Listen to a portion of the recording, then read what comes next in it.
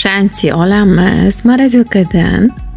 Manda lamus shanti. Muzli sut solamiz unga yoki sut yaxshilab 3-4 minut ko'pirtiramiz. Mana shunaqa massa bo'ladi. Rangi bo'yimiz manda och rangli shanti kerak edi. To'pto'kir bilan bo'yima. Lopatkada yaxshilab aralashtirib olgandan keyin shanti mana tayyor.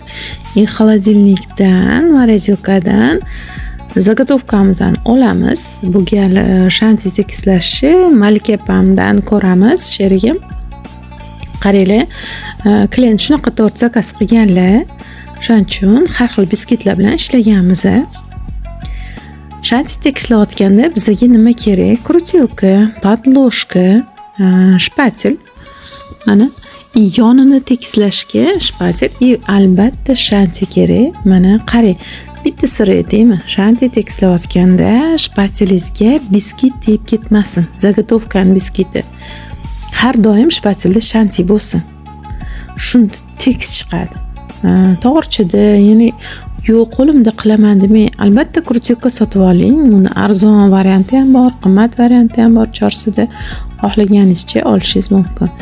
Krutilkada mana shpatel bilan aylantirayotganda qatida kam, qatida ko'pligini shuni ko'rsatib beradi, ko'rasizmi? Qo'l harakatiga qaranglar, qanaqa aylantiryapmiz, shunga ahamiyat beringlar.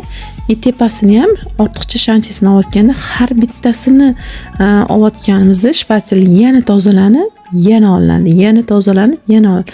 Mana shunaqa qilib tekislab olamiz.